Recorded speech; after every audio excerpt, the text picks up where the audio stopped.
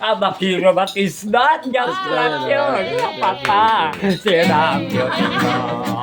Sobrang ganado naman talaga si tatay sa pagkanta. Ito yung masayang pagkakataon na naabutan ko dito sa palengke ng aming barangay. Nagkakasiyahan ang mga tao habang kumakanta itong si tatay. Si tatay ay isang bulag na magaling magitara at kumanta.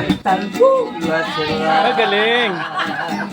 Ang mga foreigners ay nagkakandarama. Agapoy sumayaw na. Ako'y may nakilala. At habang kumakanta nga si tatay ay nagtanong na rin kami kung taga saan sila. Ako'y nakilala. Taga saan? Taga Bicol, Santa Elena. Bicol lang. Dito masabi na ako'y isang bakla. Galing. At sangayon nga sa kanila, sa kanilang magkapatid, sila ay galing pa sa Santa Elena sa Bicol. Magkapatid kayo? At ayon din sa kanila, sila ay galing sa Mulanay, Quezon sa tinutuluyan nilang kamag-anak. O may kamag-anak po kayo dito? Nagtulog po muna kami dito sa Mulanay sa aking kamag-anak. Dawi Tigosa. Mga Tilusa po, mga Manuel po. Papurok 4, malapit po sa Sampis po. Anong oras po kayo umalis ng Bicol kanina? Mga madaling araw po. At nakarating nga sila dito sa barangay namin upang kumanta at manghingi ng tulong. Sa galit ng hapon, inumbag niyo ako. Abakiro, but is not just like yun. Papa, sinabyo mo. Sa galit ng hapon, tinawid niyang lahat. Pahayupan na tang. Kaya ang beauty ko ngayon, nagtitinda na lang. Nagitlo ka Talaga namang sa hatid na good vibes at kasiyahan ni tatay ay talagang naging masaya ang mga taga-palengke. At habang kumakanta nga si kuya ay nagbigay ng tulong ang mga taga-palengke at syempre nagbigay na rin ako sa kanya. Mapapabigay ka naman talaga dahil sa kanyang kalagayan at ganun din sa kanyang galing kumanta. Ay ako'y magbibigay din syempre. Nagabunot yun. Yung mamalig yan, tuloy, nagabunot yun.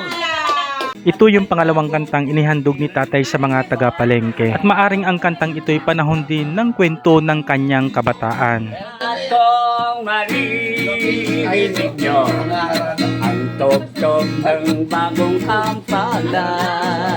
Galing. Sa bagong simbahan, dumalaw ka lamang. Lamot ka, giliw sa harap ng bagong altar. At iyong idalangin ang naglapong bago mong dilim. At habang pinapakinggan ko nga yung mga lyrics at mga linya ng kinakanta ni tatay, nararamdaman ko yung damdamin niya habang nagkikwento. Bago mong dilim.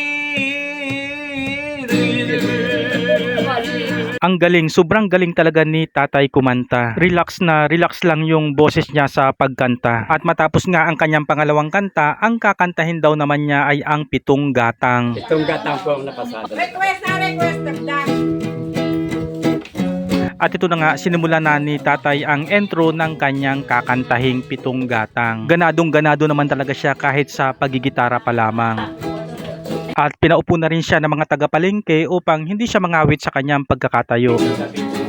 Gatang, gatang ng buyan. Ito ay hindi kismis na pag-usapan.